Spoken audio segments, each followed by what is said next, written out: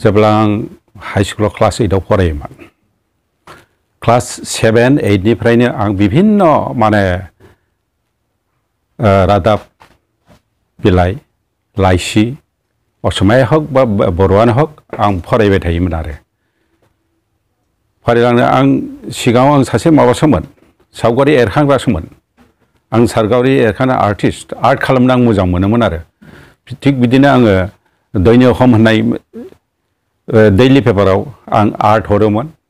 आखिनाय आं सावगारि आं हरोमोन ओमफ्राय लक्ष्मीनाथ बेजबर'नि बुरेर हादरनि मोननै सल' आं बेखौ पिक्साराइजेसन खालामदों पेपाराव दैनिक अखम पेपाराव बेनिफ्राय आं बोसोरसे खालि बे दुलाराय आसाम नाङैनो सावगारि बादायलायनायाव छात्र छात्रीफोरनि गेजेराव आं 3rd पजिशनबो मोननो हादोंमोन बै समनि दैनिक अखम माबानि रादाबनि सुजुगिरि कीर्तिनाथ हाजरिकानिफ्राय आं बे बान्थाखौ लायनो मोनदोंमोन गुवाहाटीयाव आं बान्था मोननाया 1970 आव माने आं क्लास 9आव फरायोमोन बे बान्थाखौ आङो कीर्तिनाथ हाजरिकानिफ्राय आजावनो मोनदों आरो आसाम ट्रिबुन बिल्डिंआव बेनिफ्रायथ' फैबाय बर'नि हारिमा थामोनथा रैखाथिनि सोमावसारनाय सफैबाय बेनिफ्राय आंनि थुलुंगायावनो माखासे रौता दिहिंनि बर' सेंग्रा सिख्लाफोरखौ लानानै आं फरायसुलाफोरखौ लानानै फरायसा आफाद दाबाय रौता प्राइमारि बड' स्टुडेन्टस इउनियन बेनिबो आं सिगां आं फाउन्डार सेक्रेटारि बेनिफ्राय लोगोसे जों दादों रौता प्राइमारि बर' थुनलाइ आफाद बेनि गेजेरावनो आरो जों मोनसे लाइसि दिहुनबावदों जों थुनलाइ सोरजिनो थाखाय जोंनो माबानांगौ जाहैयो मोनसे लाइसि सिजौ मुङै जों गांसे लाइसि जों दिहुनदों आरो बे सिजौनि फाउन्डार एडिटराबो आंनो 68आव जों दिहुनदों गांसे दा 16 नभेम्बराव जों बे लाइसिखौ जों बेखेवजेनदों बेनिफ्रायनो बै सिजौआवनो आं प्रथम आंनि थुनलाइखौ आं सोरजिजेनग्रोदों थारमाने आं बेखौ बुंनो नागिरदों आं सोरनिफ्राय इन्सपिरेसनखौ मोनदों थुलुंगाखौ मोनदों होनोबा बिभिन्न बायदिसिना पेपार कागज लाइसि आं बेफोरनिफ्राय बे लिरनायनि माबाया आंनाव फैदों बेनिफ्राय बे बर'नि जांख्रिखांनाय सम थुनलाइ आरो राजखान्थियारि बे समनिफ्रायनो आङो आखायाव कलम दैयो आंनि प्रथम थुनलाइ सोरजिया जाहैबाय खन्थाइमोन जिहेतु थुनलाइयानो खन्थाइजोंसो सोरजि जाजेनग्रोदों आंबो थुनलाइयाव आगान होजेनदों खन्थाइजोंसो बे खन्थाइनि नामा जाबाय उदां बोथोर बेनिफ्राय आं गैया आं माबा लिरनो हायाखिसै खन्थाइ आं लिराखिसै बेनिफ्राय सफैबाय जोंहा बर' जाथिनि थांनाय थैनायनि सोमावसारनाय बेनिफ्राय खिन्थु बे सोमावसारनायाव जोंहा मोनसे मस्त गिदिर आंखाल दंमोन बे आंखाला जाबाय प्रेस मिडिया जोंनि गेजेराव प्रेस मिडिया गांसेबो गैयामोन खिन्थु आन्दलनाथ' जाबाय सुरु जाबाय खिन्थु बे समावनो क'क्राझारनि सिनु बसुमतारिया गांसे आर'नाइ होननाय गांसे दानथामारि लाइसि बिथाङा दिहुननो लाहार फाहार खालामदोंमोन आरो दिहुनबायबो खिन्थु रौता अधिवेशना मा मायथाइयाव 86आव बे लाइसिखौ दानथामारि लाइसिखौ बिथाङा बाव फानफैदोंमोन लाबोदों आं नुबाय लाइसिखौ आं गोसोआ दुंबाय आंहाबो जे आंबो बेजों जरित जाफानि बेजों हेफाजाब होफानानै आंबो जाथिनि बे थामोनथा रैखाथि सोमावसारनायाव जा हायो आंबो लिरलांनो होननानै आं लिरनो थाखाय आरम्भ खालामबाय दा लिरै लिरनानै आंखौ गायसनजेनदों होनोब्ला लिरनाय बेलायाव आंखौ गायसनथारदों होनोब्ला बे सिनु बसुमतारि बिथाङा आर'नाइनि गेजेरजों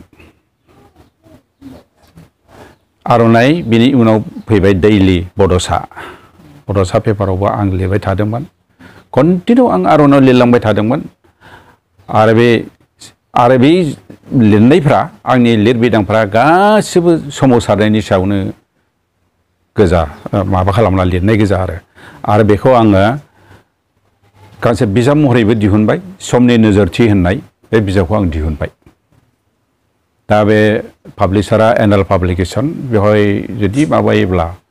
बाय मोनगोन आरो बेनिफ्राय आं लिरलांबाय थादों आन्दलनाव आं जुदि बिबानगिरि नङाब्लाबो आं एबसुनि जेबो नङामोनब्लाबो बिबानगिरि नङाब्लाबो आं सोमावसारारिफोरजों उपेन ब्रह्म रबिराम ब्रह्म बालिराम बर' बिथांमोनजों थाफा थाफा आं सोमावसारनायनि माबाफोरखौ आं नायदिंजोबदों आरो गहपुर संकसनिफ्राय गहपुरसिम आं बे सोमावसारारि दैदेनगिरिफोरजों थाफा थाफा आं नायदिंजोबदोंमोन गहपुरावबो आं थांदोंमोन गुदिल मिसनजों आंबो दंफायोमोन ओमफ्राय गासिबो माबाखौ डाटाफोरखौ आं माबा बुथुमजोबना लानानै गांसे सल'मा सुजुदों आरो बे सल'मानि मुङानो जाबाय बिग्राय आरो दैस्राय आथिखाल बियो गुवाहाटी मुलुगसोलोंसालिनि फरा बिजाय जाहैबाय 1992 आव आं बे बिग्राय आरो दैस्राय सल'माखौ दिहुनहैयो आरो बेजों लोगोसे आं जरासे मालदां होननाय गांसे सुंद' सल' बिजाबबो दिहुनफादोंमोन आं दासिम 17 आं बिजाब लिरबाय बेनि मादाव 7 गां सल'मा गथ' थुनलाइ दं सुंद' सल' दं रायथाइ दं बेफोरनो दङ आंनियाव नैबे आंनि सायख'नाय रायथाइमाला बायदि समाव बायदि थासारिखौ लानानै लिरलांनाय मोनसे रायथाइमाला बियो बायदि माबा दं बाय मुंथिखौ लानानै आं लिरलांनाय आरो बियो आरो नैबे गथ'फोरनि सल' खुदियाफोरनि सल' बियो गादां फुजारिनि सल' बेनिफ्राय नैबे जाहैबाय बखालि बेनो प्रथम सिगांसिन बर'नि खुदियानि सल'मा बे सल'माया ओरैबायदि ओरैहाय गोदो गोदायनिफ्रायनो जोंनि बर' समाजाव चाइल्ड लेबार खुदिया मावसं बे दंमोन आरो बेखौ जों दा मोजाङै जुदि साननानै नायोब्ला जों नुनो मोनगोन जे गोदो गोदाय बखालि लानाय लावखार लानाय सासे लावखारा जे लेखा फरायनांगौ सासे बखालियाबो जे लेखा फरायनो अधिकार दं मोनथाय दङ बेफोरखौ मिथियालासेनो जोंनि माहाजोन थाखोफ्रा बेफोर गथ'खौ बखालिखौ लावखारखौ लानानै बाहायहैयोमोन आरो सासे लावखारखौ लायोमोन मोसौ गुमनो थाखाय मोसौ दोनदाल होनो थाखाय सासे लावखार लायो बेबादिनो खुदिया मावदांसानि सायाव फसंनाय गांसे सल'मा बिजाब बियो आरो बे बिजाबावनो आं साहित्य एकाडेमिनि माने बाल पुरस्कार आं मोननो हादों आरो 2015 मायथाइयाव आं बे बान्थाखौ मोननो हादों आंनि लिरखानाय बिजाबफ्रा मुंख्लं अलेन्द्र बसुमतारी सुंद' जिउ खौरां मुंख्लं खबिराम बसुमतारी बे सुंद' जिउ खौरां गासिबो बे माबादै बै आन्दलनकारिफोरनि जोंनि मुंख्लंफोरनि सायाव सुंद' माबा लिरनाय माबा बिजाब थैनि जायख्लं सुंद' जिउ खौरां बेबो जरासे मालदां बे जाबाय सुंद' सल' बिग्राय आरो दैस्राय सल'मा MLA फैदोंमोन सुंद' सल' फुंबिलि सल'मा गोसोजों गोसो सल'मा देवबारि सल'मा गेदेमा सुबुंनि गेदेमा बोसोन बियो बसननो हारसायाव माहारियारि जोहोलाव बालिराम बर' बे जिउ खौरां समनि नोजोरथि बे जाबाय सावरायथाय बे समनि नोजोरथियावनो आङो आन्दलननि मुंथियै जा लिरबिदां लिरदोंमोन बायदि लाइसिफ्राव पेपारफ्राव बेखौ बे समनि नोजोरथियाव आं बिजाब महरै होदों बखालि गथ'नि सल'मा बेयाव गंसे बर' गामि दङमोन बेयाव सल'मा दा बेयाव गंसे बर' गामि दंमोन बिनि बे बिजाबनि ओंथिया ओरैहाय गोदो गोदायथ' सारा आसाम नाङैनो जोंनि बर' गामिफोर दङमोन इभेन गुवाहाटियावबो दङमोन कछारिगाव तेजपुराव दंमोन कछारिगाव शिबसागर बे बिभिन्न माने जायगायावनो जोंनि बर' गामि दंमोन आरो खिन्थु बायदि जाहोनाव कनभार्टेड जानानै बिभिन्न जाहोनाव बिसोरो धोरोम सोलायनानै मालायजों फुस्लायजानानै गावनि राव धोरोमखौ नागारनानै बर'निफ्राय गुस्लायनानै हरनाया जाबाय सोरबा जाबाय माबा बायदिसिना धोरोम लानानै बायदि माबायाव थांबाय आरो दा बे जायगाफ्राव बर' गामिया गैलिया बर' मानसिफ्रा दङ खिन्थु बिसोर रावबो रोंलिया रायज्लायनोबो रोंलिया बर' हारिमुबो गैला बाव खिन्थु जायगाया खिन्थु कछारिगाव निश्चय बाव बर' गामि दंमोन मोनसे समाव जों जुदि जारिमिनखौ संदान लाङोब्ला जों मोनहैगोन बाव सानसे समाव बर' गामि दंमोन आरो बेनिखायनो बे गामिनि नामा कछारिगाव थादों 2015 मायथाइयाव आंनो साहित्य एकाडेमिया गथ' थुनलाइयाव बाल साहित्य पुरस्कार होदों आरो बे बान्थाखौ होदोंमोन मुम्बाइ रबीन्द्र नाट्य मन्दिराव बे बिजाबनि